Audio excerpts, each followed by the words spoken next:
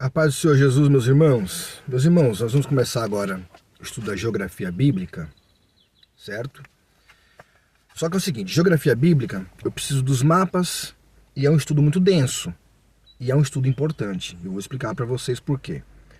Então, o que eu vou fazer? Como eu não posso estar presencialmente hoje na aula, então não terá aula presencial hoje, ao invés de eu fazer um vídeo gravando uma aula inteira, eu vou gravar 5 vídeos, cada um com um capítulo da primeira aula, tá certo? Assim a gente consegue aproveitar melhor e vocês também conseguem estudar melhor. Na próxima semana, a gente já vai estudar a unidade 2, aí eu estarei lá, se Deus quiser, presencialmente, e assim a gente faz toda a unidade 2 numa aula só. Como eu já falei para vocês muitas vezes, bom seria para o nosso curso se nós tivéssemos aula de segunda a sexta, porque aí nós faríamos um capítulo por aula, que a gente conseguiria aproveitar melhor. Então vou fazer mais ou menos baseado nisso, tá? Então hoje eu estou soltando esse vídeo e amanhã eu solto mais um vídeo para vocês, tá bom? Então o que acontece? Nesse estudo, tá com o seu livro aí? Nesse estudo, logo aqui na introdução, na página 15, aqui ele já dá uma definição do que a gente vai estudar, nessa matéria, certo? Vamos estudar sobre o Império Egípcio, Assírio, Babilônico, Medo-Persa, Grego-Macedônico, Romano. Na terceira unidade, vamos falar sobre a hidrografia, montes, vales, planícies, climas, estações, chuvas, os desertos. É um cenário muito vasto que a Bíblia tem, um cenário geográfico muito vasto, que é necessário a gente entender para compreender melhor os textos bíblicos. Então a geografia, ela inclui tudo isso, tá? Uma coisa que eu queria falar para vocês já há um tempo, eu sempre me esqueço de falar, mas agora acabei me lembrando. A teologia, que é o estudo sobre Deus, ela, do modo geral, na prática, é o estudo sobre a Bíblia, né? Nós estamos estudando a Bíblia, porque a nossa fonte sobre Deus, a nossa fonte acadêmica sobre Deus é a Bíblia, certo? Aí uma pergunta que eu faço para vocês: vocês estão fazendo teologia, mas vocês já leram pelo menos a Bíblia uma vez? Pelo menos uma vez a Bíblia toda? Porque nosso objeto de estudo é a Bíblia. Se nós estamos estudando algo que a gente não conhece, é estranho, tá? Então fica aqui um parênteses aberto e fechado sobre isso. Se vocês não leram a Bíblia toda ainda, passe a ler, se organize, tá? Não tem sentido eu fazer um curso teológico sem ter lido a Bíblia toda, tá bom? Então leiam a Bíblia. Não precisa cancelar o curso para ir ler a Bíblia, mas leia a Bíblia enquanto você faz o curso, se caso você não lê a Bíblia toda. Não estou falando sobre memorizar a Bíblia, sobre decorar a Bíblia. Isso aí é outra coisa. Eu também já li a Bíblia mais de uma vez, algumas vezes, posso falar assim. Mas eu não decorei todos os textos da Bíblia. Tem coisas que às vezes a gente até se esquece, tá? Mas pelo menos quando você solta um gatilho te faz lembrar, tá certo? E o próprio Espírito Santo promete isso, que te faria lembrar daquilo que você aprendeu. Então leia a Bíblia, tá bom, meus irmãos? Mas vamos lá. Na última unidade do livro, nós vamos falar sobre a destruição da própria Jerusalém, a destruição do templo, tá certo? As 7 igrejas da Asa Menor de Apocalipse. Vamos estudar sobre a ilha de Patmos, que era a ilha onde o apóstolo João estava preso e onde foi escrito o livro do Apocalipse. Então, assim, é uma riqueza de estudos importantíssimos para entendermos a Bíblia. Então, em geografia nós temos história. Eu já falei isso para vocês, em todas as matérias vai sempre cair história novamente.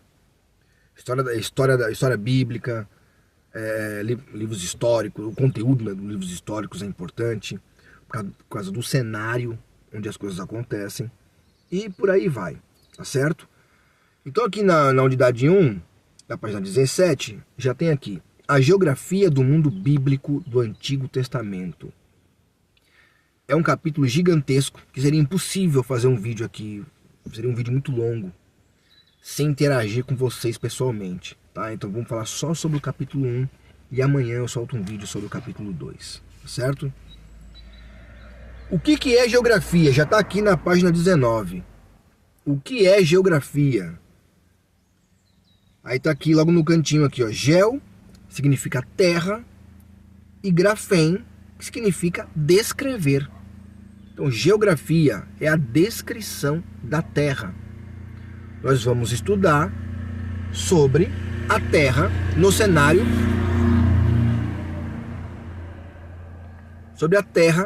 bíblico, tá bom? Como se divide a geografia? Como que a geografia é dividida?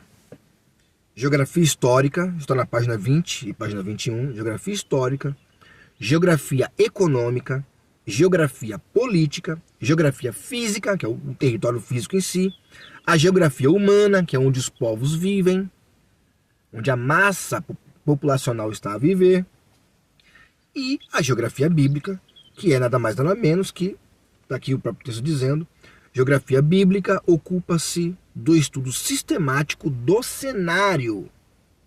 Tá certo? Por quê? Porque a Bíblia cita nomes. Por exemplo, quando fala sobre o dilúvio.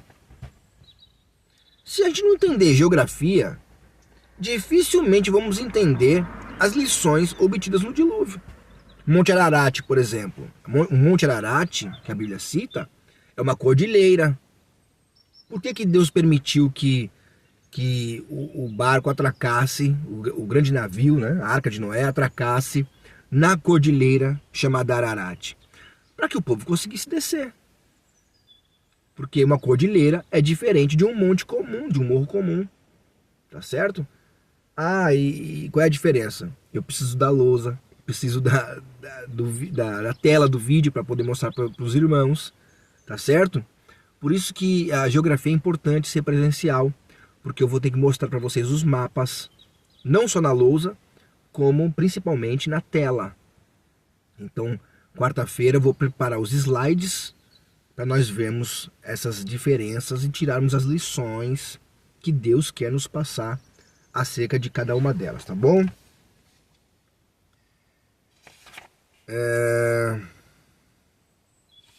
Objeto de estudo da geografia bíblica, página 22.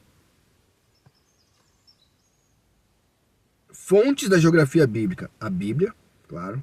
A arqueologia bíblica, ou seja, são escavações, são pesquisas feitas que comprovam o que o texto diz. E o que nós aprendemos sobre os povos antigos acerca do que o texto diz. Tá certo? Por exemplo, quando José foi escolhido para ser governador do Egito, claro que foi um trabalhar de Deus ali. Mas, lembre-se, o Egito é uma região da África. E quem são os povos da África? Os povos da África são os descendentes de Cã, filho de Noé, Cã. Há quem diga que a África é pobre, porque Noé amaldiçoou Cã. Esquece isso, tá? Esquece isso por quê? Porque a África pobre é uma história recente da humanidade. É uma história muito recente da humanidade. A África, nos tempos bíblicos, eram povos dominantes. O Egito, quem é que não lembra do Egito, biblicamente falando? O Egito era a maior potência mundial. O Egito é a África. Olha o que é o Egito hoje e olha o que é o Egito bíblico. Não tem fundamento. As nações iam para o Egito, emigraram. Olha, Abraão, vamos lá, gente. Abraão, quando saiu da terra dele, de Ur dos Caldeus, e foi viver em Canaã, porque Deus mandou ele sair, né? Lembra?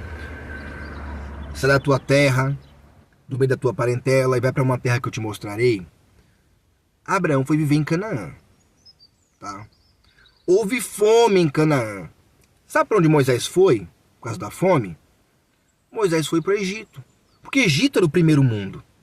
É como eu estar vivendo no Brasil, e tá uma crise no Brasil, e eu ir para os Estados Unidos. para ir para trabalhar lá, para viver lá. Nós não viemos para Portugal por causa de questões realmente de qualidade de vida. É a mesma coisa. Então, a qualidade de vida da África, dos descendentes de Cã, no período bíblico, eram superiores a todas as outras nações. Então, essa África pobre e miserável que a gente conhece é algo recente na história da humanidade. A África dos tempos bíblicos era uma África rica, e não só rica, eram povos dominantes. Ou seja, na hierarquia eles estavam por cima. Então falar que a maldição de Cã, a maldição que Noé amaldiçoou Cã, e por isso que o povo africano é pobre, esquece isso. O povo africano é escravo por causa disso. A escravidão dos africanos também é o último sistema escravagista da história humana, mas porque os primeiros não eram. Olha, por exemplo, quem são os eslavos? Os eslavos são os povos da Europa Oriental, certo? Aquele povo lá, Rússia, Polônia, eu esqueci o nome dos lugares agora, República Tcheca, aquelas regiões, tá? São muitos países ali, não estou lembrando dos nomes agora, mas são os povos eslavos. Nós vivemos aqui em Portugal, aqui é o povo ibérico, certo? Aquela região da Europa são os povos eslavos. A região da Alemanha, da Holanda, são os povos nórdicos. Acho que nem eles são nórdicos, acho que é Finlândia, lá que é mais pra cima. Não, não é nórdico que fala, é outro nome, escandinavos, desculpa, os povos escandinavos. Então você vê que eles têm povos de diferentes etnias em vários lugares. A geografia vai nos orientar sobre tudo isso. A palavra escravo em inglês é slave, que vem da onde? Vem dos povos eslavos. Os povos eslavos são brancos. São brancos de olho azul. Por que eles são chamados eslavos? Porque eles eram escravos antigamente. O povo hebreu foi escravo no Egito. Certo? O povo hebreu é descendente de Sem, não são negros. Também não são de olhos azuis, mas não são negros. Não são negros e foram escravizados por quem? Escravizados por negros. Ou seja, africanos escravizando pessoas não africanas. Olha, a história é tão grande, gente, vocês não têm noção. É muita coisa, tá? Então essa visão que a gente tem de África pobre, de África escrava, já é uma história extremamente recente da humanidade, tá certo? Então não confunda a história recente com o cenário bíblico. Por isso que é importante nós entendermos o cenário bíblico.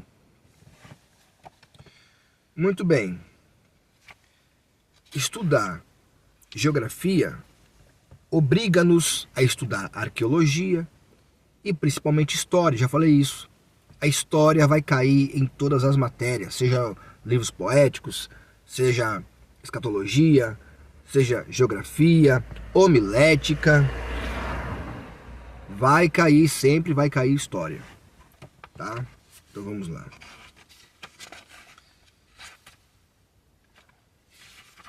Na página 25, nós temos aqui um mapinha em preto e branco, um mapa até tosco, né?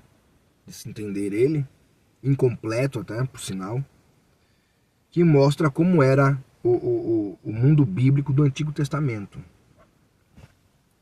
Esse mapa nós vamos estudar quarta-feira ele, tá certo? Vamos pôr ele na tela, vamos dar algumas explicações e os irmãos vão entender algumas lições que Deus tem para nós através do cenário bíblico, que não é explicado no texto, mas vai clarear sua mente para alguns textos bíblicos baseado no estudo do cenário que acontece nas histórias bíblicas que nós tanto lemos na Bíblia. Tá bom? Então é isso. Para facilitar a vida de vocês, capítulo 1 já está narrado. Leiam o capítulo 1, tá certo? E amanhã eu lanço um comentário sobre o capítulo 2. E assim, com vídeos mais curtos, você vai ter mais tempo para estudar e você vai poder estudar todos os dias Assim fica mais fácil da gente digerir melhor as lições dessa matéria que é importantíssima. Olha, eu gosto da teologia no modo geral, mas em primeiro lugar eu curto escatologia, em segundo lugar geografia. Vocês não têm noção de como os textos ficam muito mais claros na nossa mente. Textos famosíssimos, como o Salmo 23, por exemplo. Ninguém entende o peso do Salmo 23 até estudar geografia bíblica. Quando estuda geografia bíblica, a geografia do Salmo 23 e tantos outros textos, fala, meu Deus, quanta riqueza, sua mente expande, tá? Então leiam o capítulo 1. Leiam o capítulo, se você não leu o capítulo 1 hoje, até hoje, leia o capítulo 1 hoje. Amanhã, leia o capítulo 2. E assim sucessivamente até quarta-feira. Quarta-feira você vai ter lido a unidade 1 completa. Tá bom, meus irmãos? E qualquer pergunta, não tenha dúvida, não fique na dúvida. Põe a sua pergunta no grupo do IBAD. Não tenha vergonha não, põe a sua pergunta no grupo. Tá? Que assim que eu tiver um tempinho, eu escuto lá o áudio, ou leio o que você escrever e respondo no grupo. Pra todo mundo, vamos interagir. Irmãos, vamos investir, vamos virar teólogo de verdade. Tá? Acabar esse curso aí, você pegar o diploma e falar, valeu a pena, hoje eu sei de alguma coisa a mais. Tá bom? Tá certo? Deus abençoe você.